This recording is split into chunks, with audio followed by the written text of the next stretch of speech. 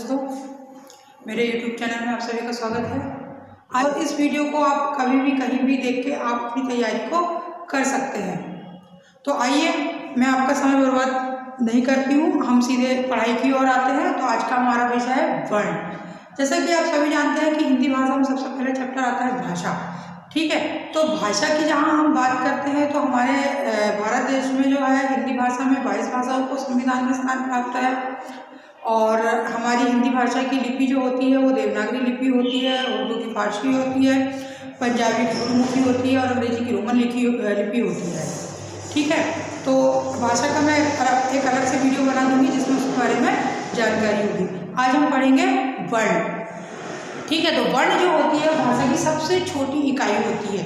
ठीक है, जहाँ हम वर्ण की बात करते हैं तो वर्ण जो होती है भाषा की सबसे छोटी इकाई होती है जिसके टुकड़े नहीं किए जा सकते, उसे हम कहते हैं वर्ण। जैसे कि आपने लिखे राम, ठीक, ये एक शब्द है। अब आप इसको तोड़ के लिख सकते हैं। तोड़ के आप इसको किस प्रकार से लिखेंगे? रा धन आ धन मा धन आ। ठीक है, अब आपने इसको तोड़ के तो लिख दिया, लेकिन अब आप इसके टुकड़े नहीं कर सकते। ठीक है, ये रा के टुकड़े आप नहीं कर सकते क्योंकि वो ऑलरेडी इतनी छोटी इकाई है कि आप उसको और अधिक नहीं तोड़ सकते। आके आप टुकड़े नहीं कर सकते क्योंकि वो ऑलरेडी इतनी छोटी इकाई है कि आप उसको और अधिक नहीं तोड़ सकते। ठीक है, तो वर्ण जो होती है भाषा की सबसे छोटी इकाई होती है जिसके टुकड़े नहीं किए जा सकते। और वर्णों का व्यवस्थित समूह, वर्णों का जो व्यवस्थित समूह होता है उसे कहते हैं वर्णमाला। ठीक है, आप जो वर्णमाला का चार्ट देखते हैं उसमें क्या होते हैं कि सारे वर्णों को व्यवस्थित रूप से लिखा गया होता है। ठीक है, पहले स्वर लिखे हुए होते हैं क्रमबद्ध तरीके से, उसके बाद व्यंजन आते हैं, संयुक्त व्यंजन आते हैं। ठीक है, तो वर्णों का जो व्यवस्थित समूह होता है उसे कहा जाता है वर्णमाला। देखिए, कई बार क्वेश्चंस आते हैं इस प्रकार से कि वर्णमाला किसे कहते हैं, वर्णों का व्यवस्थित समूह। आपको ऐसा ऑप्शन 3-4 दे दिया जाएगा, तो हमको उसकी भी जानकारी होना चाहिए। ठीक है, उसके बाद जो है वर्णमाला में कितने वर्ण होते हैं। ठीक है, वर्णमाला में कितने वर्ण होते हैं, इंपॉर्टेंट क्वेश्चन। ठीक है, बहुत सारे लोगों को यही नहीं मालूम रहता कि वर्णमाला में कितने वर्ण हैं। अगर हम इंग्लिश की बात करें तो फट से पता बता देते हैं 26, लेकिन हिंदी की बात करें तो यही नहीं मालूम कि वर्णमाला में कितने वर्ण होते हैं। ठीक है, तो वर्णमाला में वर्णों की संख्या होती है 52। ठीक है, जो पूरे वर्णमाला में वर्ण होते हैं वो कितने होते हैं? 52 वर्ण होते हैं।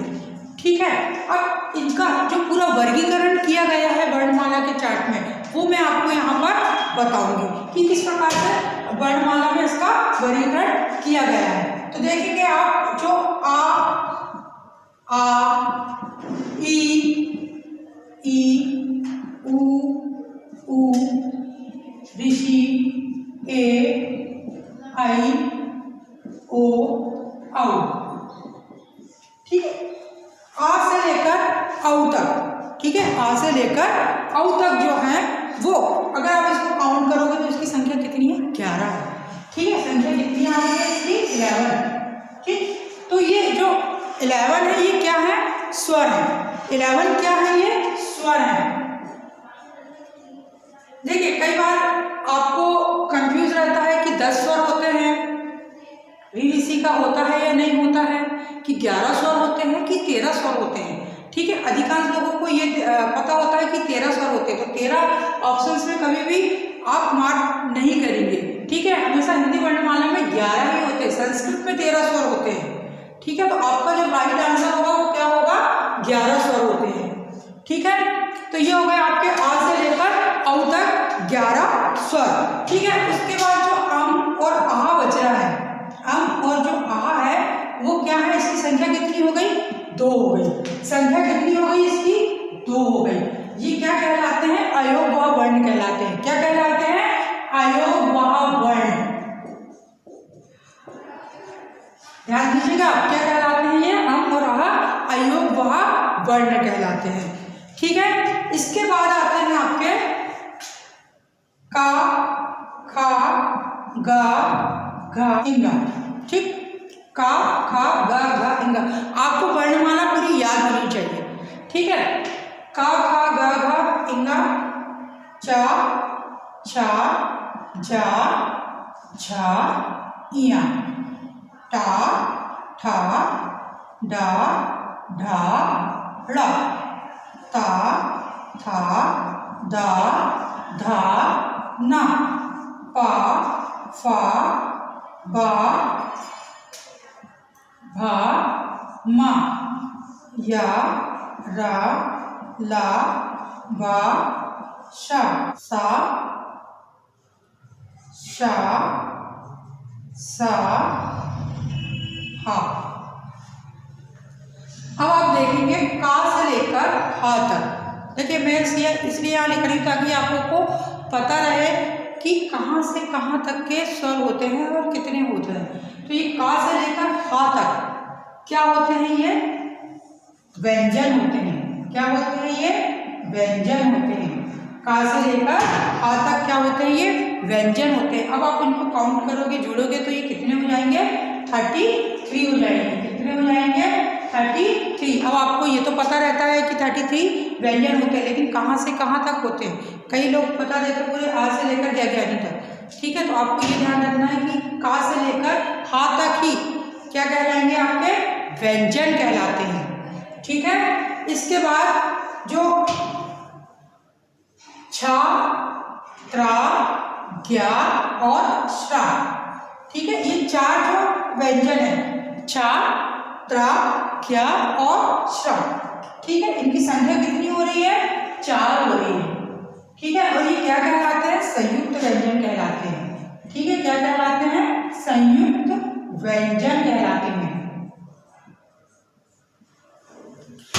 क्यों कहलाते हैं ये संयुक्त व्यंजन, क्योंकि ये जो है चार, ये चारों क्या है, 2 व्यंजनों से मिलकर बने होते हैं, इसलिए इनको कहा जाता है संयुक्त व्यंजन। ठीक है, जैसे कि अगर हम छा की बात करें तो ये जो छा क्षत्रिय का है, ये किससे मिलकर बनता है, का धन शा बराबर क्या बन गया, छा।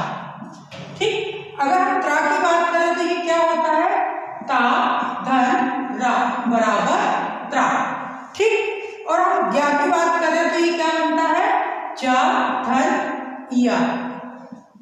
ठीक है, इसके बारे में एक महत्वपूर्ण बात और है, वो भी मैं आपको बताऊंगी। या फिर श्रा, श्रा किससे मिलकर बनता है, शा धन रा बराबर श्रा। ठीक है, अब आप ये देखेंगे जो ज्ञा है, अपन इसको ज्ञा जरूर पढ़ते हैं, लेकिन एक्चुअली में ये सही मात्रा में इसका जो उच्चारण होता है वो होता है ज्या, जा और या ज्या।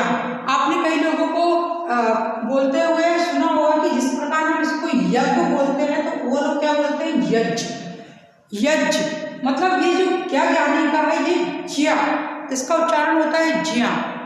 ठीक है, तो ये एक अलग से नॉलेज की बात थी। तो ज्ञा ज्ञानी को अपन ज्ञा में पढ़ के उसको ज्या भी पढ़ा जाता है। ठीक है, तो ये हो गया आपका वर्णमाला का वर्गीकरण। इसके बाद आप वर्णमाला में सबसे नीचे देखते होंगे कि 2 वर्ण अलग से लिखे होते हैं। ठीक है, इनकी संख्या कितनी है, 2। कितनी हो गई, 2। ठीक है, इनको कहा जाता है अतिरिक्त व्यंजन या फिर विकसित व्यंजन। ये क्या हुआ है कि वर्णमाला में बाद में ऐड किए गए हैं, बाद में जोड़े गए हैं, इसलिए इनको क्या कहा जाता है, अतिरिक्त व्यंजन या फिर विकसित व्यंजन। ठीक है, तो ये इस प्रकार से वर्णमाला का वर्गीकरण किया गया है। जब आप इसको काउंट करोगे 11, 2, 33, 4 और 2, तो इनकी संख्या कितनी आ जाएगी, 52। इस प्रकार से वर्णमाला का वर्गीकरण इस प्रकार से किया गया है। ठीक है, इसके अलावा अब जब अपन स्वर की बात करते हैं तो स्वर तो 11 होते ही हैं, लेकिन अब स्वर की क्या परिभाषा होती है, तो जिन ध्वनियों को, वर्ण को ध्वनि भी कहा जाता है, जो हमारे मुख से कंपन के द्वारा जो निकलता है उसे ध्वनि कहा जाता है। ठीक है, तो जिन ध्वनियों को बोलते समय हवा फेफड़ों से सीधे कंठ से होते हुए बाहर आती है, ठीक है, हमारे मुख से जो हवा कंठ से होते हुए सीधे बाहर आती है उसे स्वर कहा जाता है। ठीक है, इसके बोलने में कहीं भी कोई भी रुकावट पैदा नहीं होती, ये सीधे फेफड़े से बाहर आती है, कहीं भी कोई रुकावट पैदा नहीं होती। आप इसका उच्चारण करके देखिए, आ ई उ ऋषि, तो ये सीधे फेफड़े से कंठ से होते हुए हवा जो है मुख से बाहर निकल रही है, तो इसे कहा जाता है स्वर। ठीक है, ये जो स्वर है ये मूल रूप से इस प्रकार से लिखे जाते हैं जैसा ये लिखा हुआ है। ठीक है, और दूसरे प्रकार से इनको मात्राओं के रूप में भी लिखा जाता है। ठीक है, तो मात्राओं के रूप में इनको कैसे लिखा जाता है वो हम देख लेते हैं कि ये जो आ है, मैं यहाँ लिख देती हूँ ये आ। ठीक है, इसकी कोई मात्रा नहीं होती है। ठीक है, तो वो खाली रहता है। फिर जो ये आ है, ये आ, ये ई है तो ये छोटी ई, ये बड़ी ई, ये छोटा ऊ, ये बड़ा ऊ, ये ऋषि की मात्रा इस प्रकार से लगती है, ये ए और ये आई, ये ध्यान रखिएगा। और मैं इसमें से क्वेश्चंस भी बताऊंगी आपको कि किस प्रकार से क्वेश्चन आ सकते हैं या किस प्रकार के क्वेश्चन इंपॉर्टेंट होते हैं। आई, ये ओ और ये औ। ठीक है, इस प्रकार से ये मूल रूप में इस प्रकार से लिखे जाते हैं और मात्रक रूप में इस प्रकार से लिखे जाते हैं। ठीक है, अब ये हो गई इनका मूल रूप, ये हो गई इनकी मात्रा। अब एक क्वेश्चन ये भी बनता है कि ए जो है किससे मिलके बनता है।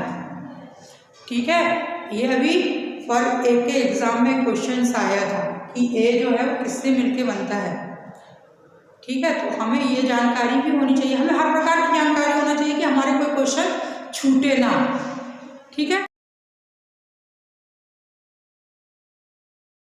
नेक्स्ट वीडियो में जब मैं आपको ये इसके आगे को और पढ़ाऊंगी, स्वर कितने होते हैं, दीर्घ स्वर, विलुप्त स्वर, ठीक है, और व्यंजन, इनकी भी जानकारी मैं अगले वीडियो में दूंगी। तब मैं आपको बताऊंगी कि ए जो है किससे मिलके बना होता है और भी कुछ इंपॉर्टेंट क्वेश्चन जो कि इनमें से निकल के आते हैं और जिनकी हमें जानकारी नहीं होती है, मैं अगले वीडियो में आपको इसके आगे का पढ़ाऊंगी। जब तक कि आप इतनी तैयारी करिए और मेरे साथ पढ़ते चलिए। बस आपको कुछ नहीं करना है, आप मात्र ये वीडियो देखेंगे, इसमें से आपको बहुत सारी चीज़ें याद हो गई होंगी और इसी प्रकार आप पढ़ते चलेंगे तो आपको इसके आगे का भी याद होते चलेगा। मैं आपको लिखित रूप से भी ये आपको प्रोवाइड करवा दूंगी, तो आप मेरे चैनल से देख के इन सारी चीज़ों को नोट भी कर सकते हैं।